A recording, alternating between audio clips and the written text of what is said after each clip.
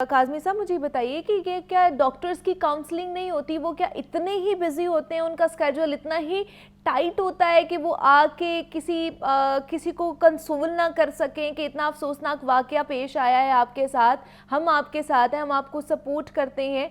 क्या ये एमडी की जो कह ले कि ड्यूटी में शामिल नहीं है? जी, ये बड़ा अफ़सोसनाक हमारा है। ये भी मैं आपको एक राज़ की बात बताता चलूँ कि प्रोफ़ेसर जो होते हैं, उनको मैनेजमेंट का तजर्बा नहीं होता। अच्छा। यहाँ पर प्रोफ़ेसर को एमडी लगाया गया है, जबकि मैनेजमेंट का course, master of public health का मैनेजमेंट हम्म। का कोर्स एक अलग से एडमिनिस्ट्रेशन की पोस्ट होती है।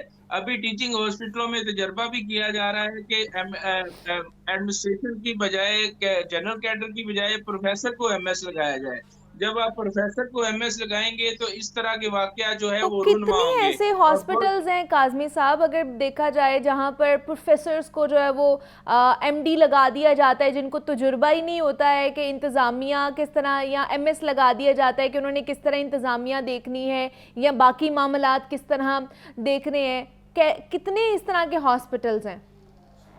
आप देखें कि इस वक़्त लाहौर के अंदर 4 हॉस्पिटल ऐसे हैं जहाँ पे प्रोफ़ेसर्स को एमएस लगाया गया है। अच्छा। और इस तरह के वाक़या जो हैं बहुत सारे ऐसे ब्लंडर हो रहे हैं। मेयो हॉस्पिटल के अंदर आप देखें कि अद्वियात की शॉर्टेज है, हम्म। कार्डियक सेंटर बंद कर दिया गया। उसकी वजह ये है कि आज तक ऐसा नहीं हुआ कि कोई जनरल कैडर का एमएस लगा और कार्डियक सेंटर बंद हो जाए, दिल का इलाज बंद हो जाए, लेकिन वहाँ पे प्रोफ़ेसर मौजूद है और उनसे मैनेजमेंट नहीं हो रही। इतना वाक़या होने के बाद अभी भी प्रोफ़ेसर जो हैं अपनी सीट पर विराजमान हैं।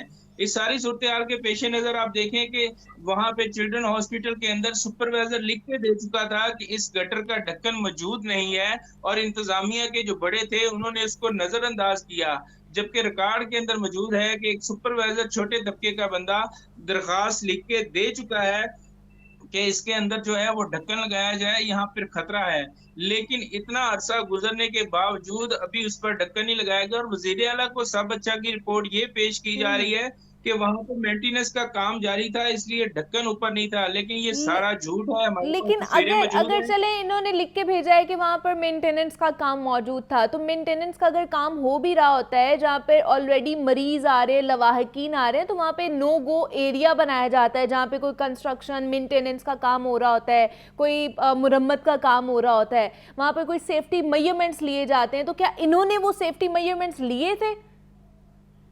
मुनीबा, पहली बात तो ये है कि मेंटेनेंस का काम वहाँ कोई जारी नहीं था। हमने तस्वीरें ली हैं, अपनी हम्म। रिपोर्ट भी उससे पहले भी सारी मालूमात ली है। ये झूठ बोला जा रहा है बचने के लिए, क्योंकि मेंटेनेंस का काम जारी हो तो फिर आप बताएँ कि 1 दिन के अंदर उसके ऊपर ढक्कन कहाँ से आ गया? फौरी तौर पर बच्चे मरने के बाद उसके ऊपर ढक्कन क्यों दे दिया गया? ये सारे सवालिया हम्म। निशान हैं जो हम्म। मेंटेनेंस के दौरान थे। तो मेंटेनेंस का ना तो वहाँ पे कोई बोर्ड लगा हुआ था और ना ही यहाँ तक कि उसके इर्द-गिर्द झाड़ियों को ऊँचा करके उगाया गया था ताकि गटर का ये जो पानी हम्म। है या ये जो सीन है वो नज़र ना आए, किसी को पता ना चले। बच्चा शायद झाड़ियों और फूलों से खेलता हुआ जो है वो गटर के अंदर जा गिरा है, जो कि लाइल्म था, एक मासूम बच्चा। ये वो सारी वो इंतज़ामिया जा की बहक हो गलती है। गया।